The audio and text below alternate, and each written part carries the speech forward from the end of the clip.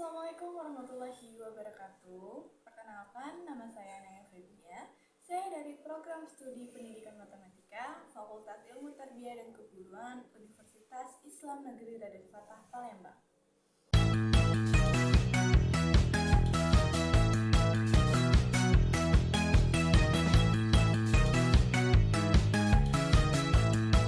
Di sini, saya akan membuat video perkenalan notes.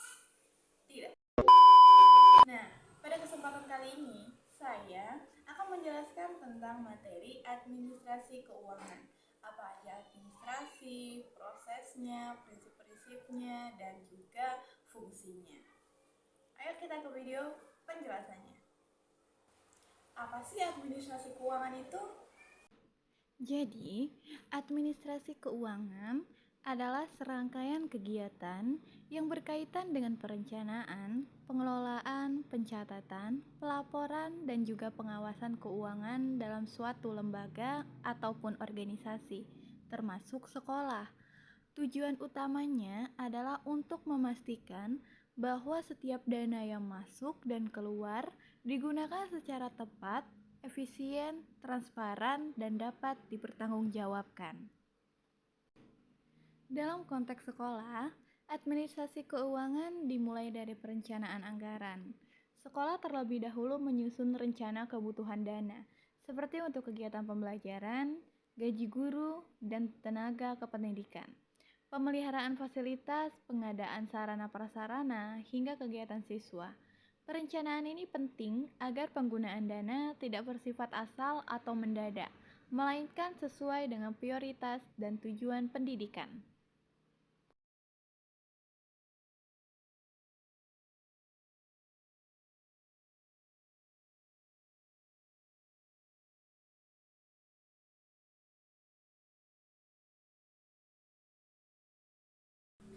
Pernah nggak sih kepikiran apa jadinya jika sekolah tidak mempunyai administrasi keuangan sekolah? Dan bagaimana pandangan masyarakat sekitar terhadap sekolah tersebut? Dan sekacau apa ya keuangan sekolah mereka? Ayo kita kupas bareng-bareng. Jika sekolah tidak mempunyai administrasi keuangan, maka akan timbul berbagai masalah serius. Antara lain, yang pertama, pengelolaan dana menjadi tidak terarah. Pemasukan dan pengeluaran tidak tercatat dengan jelas, sehingga sangat sulit untuk mengetahui kemana saja dana itu digunakan. Tidak jelas masuk dan juga keluarnya. Kedua, rawan penyalahgunaan dana.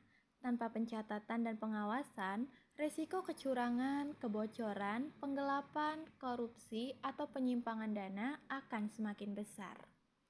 Ketiga, tidak adanya transparansi dan akuntabilitas. Sekolah akan sangat sulit mempertanggungjawabkan penggunaan dana kepada kepala sekolah, guru, orang tua, yayasan, maupun pemerintah. Keempat, perencanaan sekolah menjadi kacau. Program sekolah, kegiatan belajar, dan pengadaan sarana prasarana tidak dapat direncanakan dengan baik karena kondisi keuangan tidak jelas.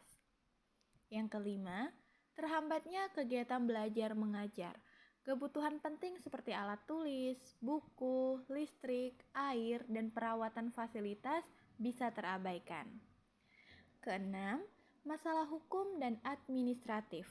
Sekolah dapat terkena sanksi karena tidak memenuhi ketentuan pelaporan keuangan, terutama jika menerima dana BOS atau bantuan pemerintah lainnya.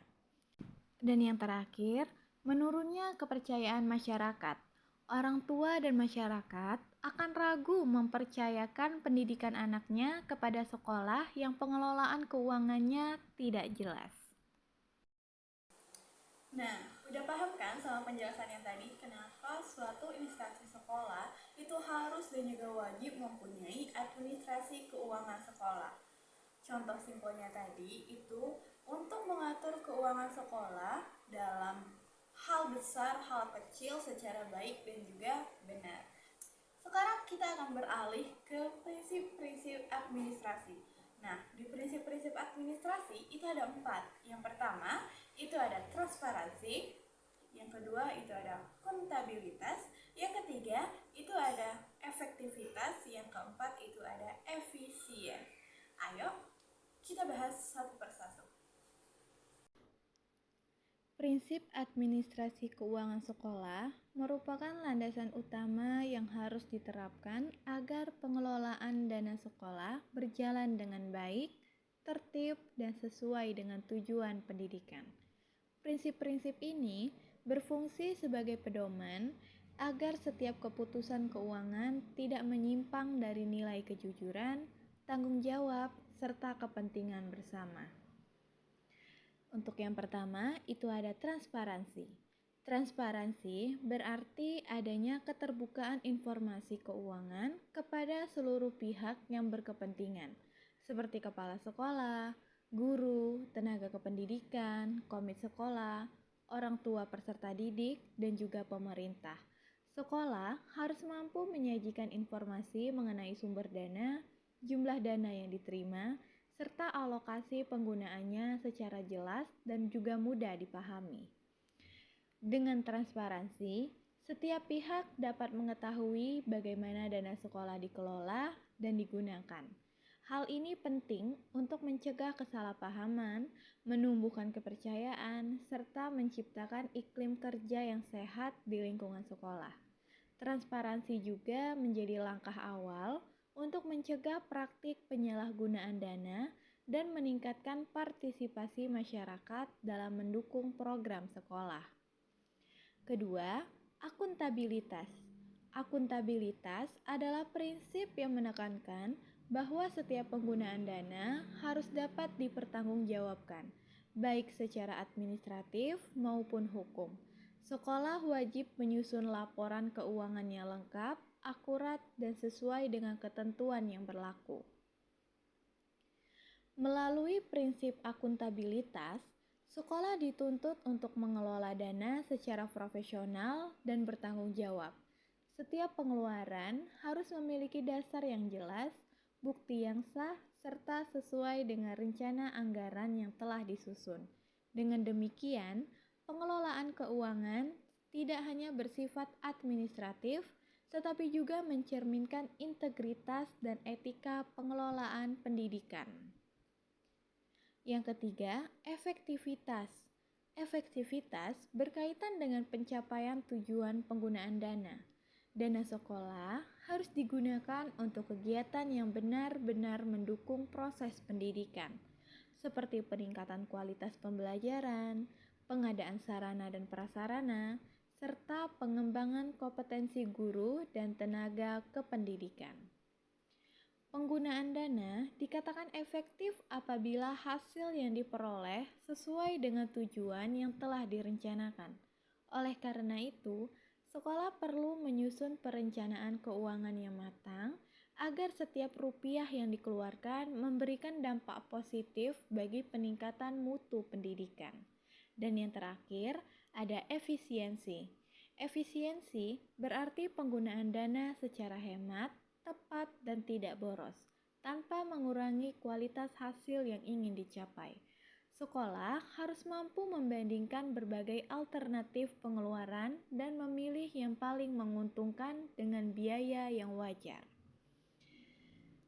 Prinsip efisiensi mengajarkan sekolah untuk memanfaatkan sumber daya secara optimal dengan pengelolaan keuangan yang efisien. Sekolah dapat menghindari pemborosan dan mengalokasikan dana untuk program-program lain yang lebih prioritas. Di administrasi keuangan sekolah, itu ada fungsi-fungsi. Nah, apa aja ya fungsi-fungsi administrasi sekolah? Administrasi keuangan sekolah memiliki peran strategis dalam menunjang keberhasilan penyelenggaraan pendidikan. Fungsi-fungsi berikut menunjukkan betapa pentingnya pengelolaan keuangan yang baik di lingkungan sekolah. Yang pertama, meningkatkan efektivitas dan efisiensi penggunaan dana. Administrasi keuangan membantu sekolah dalam merencanakan dan mengendalikan penggunaan dana agar sesuai dengan kebutuhan pendidikan. Dengan sistem keuangan yang teratur, sekolah dapat memastikan bahwa dana digunakan secara tepat sasaran dan tidak terjadi pemborosan.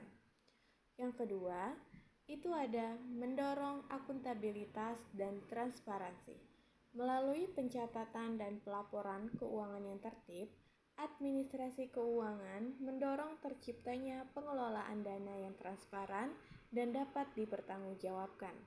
Hal ini membuat semua pihak merasa yakin bahwa dana sekolah dikelola secara jujur dan profesional. Yang ketiga, meningkatkan kepercayaan masyarakat dan pemerintah. Pengelolaan keuangan yang baik akan meningkatkan citra sekolah di mata masyarakat dan pemerintah. Kepercayaan ini sangat penting karena dapat membuka peluang dukungan yang lebih besar, baik dalam bentuk bantuan dana, sarana prasarana, maupun kerjasama pendidikan. Yang keempat, mencegah penyalahgunaan dana sekolah. Administrasi keuangan yang sistematis dan terkontrol berfungsi sebagai alat pengawasan internal. Dengan adanya prosedur yang jelas dan laporan keuangan yang rutin, peluang terjadinya penyelewengan atau penyalahgunaan dana dapat diminimalkan. Yang terakhir, mendukung perencanaan dan pengambilan keputusan sekolah. Data keuangan yang tersusun rapi membantu pimpinan sekolah dalam membuat keputusan yang tepat. Informasi keuangan menjadi dasar dalam menyusun program kerja, menentukan prioritas kegiatan, serta mengevaluasi keberhasilan kebijakan yang telah dijalankan. Selanjutnya, itu ada sumber dana administrasi sekolah. Dari mana ya uang-uang yang masuk ke dalam sekolah itu? Atau biasa disebut dengan dana pendidikan. Ada yang tahu? Sumber dana keuangan sekolah merupakan segala bentuk pemasukan yang digunakan untuk membiayai penyelenggaraan pendidikan. Ketersediaan sumber dana yang jelas dan beragam sangat penting agar sekolah mampu menjalankan kegiatan pendidikan secara berkelanjutan, adil, dan berkualitas. Secara umum, sumber dana keuangan sekolah berasal dari beberapa pihak berikut. 1. Dana dari pemerintah umum. Dana dari pemerintah umum berasal dari penerimaan negara dan daerah, seperti pajak dan iuran pembangunan. Dana ini dialokasikan oleh pemerintah untuk mendukung penyelenggaraan pendidikan nasional. Contoh nyata dari dana ini adalah bantuan operasional sekolah, pembangunan sarana prasarana, serta pembiayaan program pendidikan tertentu. Dana pemerintah memiliki peran penting karena menjadi sumber utama pembiayaan sekolah, terutama sekolah negeri. Pengelolaan dana ini harus mengikuti aturan dan kebijakan yang telah ditetapkan pemerintah, sehingga diperlukan administrasi keuangan yang tertib dan akuntabel. Kedua, dana dari pemerintah khusus untuk pendidikan. Selain dana umum, terdapat pula dana yang secara khusus dialokasikan untuk sektor pendidikan. Dana ini dapat berasal dari lembaga nasional maupun internasional seperti UNICEF, UNESCO, hibah pendidikan, serta pinjaman luar negeri.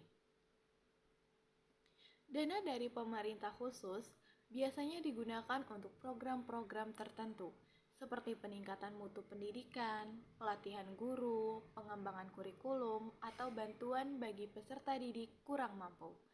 Karena sifatnya yang khusus dan terikat tujuan, penggunaannya harus sesuai dengan ketentuan yang telah ditetapkan oleh pemberi dana.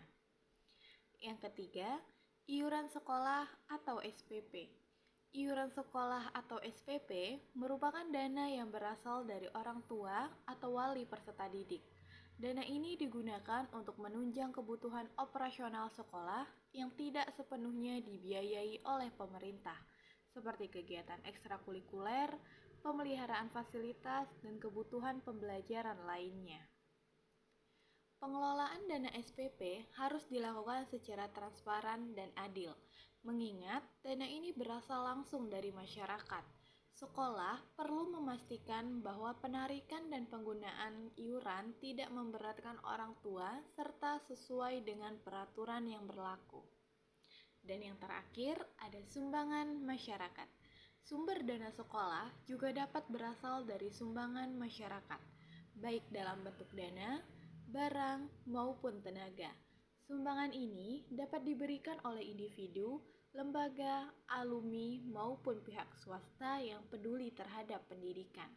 Sumbangan masyarakat mencerminkan adanya partisipasi dan kepedulian bersama dalam mendukung pendidikan. Oleh karena itu, sekolah harus mengelola sumbangan ini secara amanah agar kepercayaan masyarakat tetap terjaga. Administrasi keuangan sekolah itu ada prosesnya. Begini prosesnya. Proses administrasi keuangan sekolah adalah rangkaian kegiatan yang sistematis dalam mengelola dana sekolah, mulai dari perencanaan hingga pertanggungjawaban. Proses ini bertujuan agar setiap dana yang diterima dapat digunakan secara tepat, efisien, dan dapat dipertanggungjawabkan. Yang pertama, penyusunan RPS. RPS merupakan dokumen perencanaan jangka menengah atau panjang yang memuat arah dan tujuan pengembangan sekolah. Dalam RPS, sekolah merumuskan visi misi serta program prioritas yang akan dilaksanakan dalam beberapa tahun ke depan. Penyusunan RPS menjadi langkah awal dalam administrasi keuangan karena menjadi acuan utama dalam perencanaan anggaran. Tanpa RPS yang jelas, penggunaan dana sekolah beresiko tidak terarah dan tidak sesuai dengan kebutuhan nyata. Kedua, penyusunan RKAS. RKAS merupakan penjabaran lebih rinci dari RPS dalam bentuk rencana tahunan. RKAS memuat daftar kegiatan sekolah beserta anggaran yang dibutuhkan untuk melaksanakan kegiatan tersebut. Dalam penyusunan RKAS, sekolah harus mempertimbangkan skala prioritas, ketersediaan dana, serta kebutuhan peserta didik. RKAS menjadi pedoman resmi dalam penggunaan dana sekolah, sehingga setiap pengeluaran harus mengacu pada dokumen ini. Ketiga, penggunaan dana. Penggunaan dana adalah tahap pelaksanaan dari perencanaan yang telah dibuat. Pada tahap ini, dana sekolah digunakan untuk membiayai berbagai kegiatan pendidikan sesuai dengan RKAS, seperti kegiatan pembelajaran, pengadaan sarana prasarana, dan kegiatan pendukung lainnya. Penggunaan dana harus dilakukan secara efektif, efisien, dan sesuai aturan. Setiap transaksi keuangan wajib dicatat dan dilengkapi dengan bukti yang sah agar dapat dipertanggungjawabkan. Dan yang terakhir, pertanggungjawaban keuangan. Pertanggungjawaban keuangan merupakan tahap akhir dalam proses administrasi keuangan sekolah. Pada tahap ini, sekolah menyusun laporan keuangan yang berisi rincian, pemasukan dan pengeluaran dana selama periode tertentu. Laporan keuangan disampaikan kepada pihak-pihak terkait seperti pemerintah, komite sekolah, dan masyarakat. Pertanggungjawaban ini bertujuan untuk menunjukkan bahwa dana sekolah telah digunakan secara benar, transparan, dan sesuai dengan rencana yang telah ditetapkan. Nah, sekian paparan materi dari saya mengenai administrasi keuangan sekolah.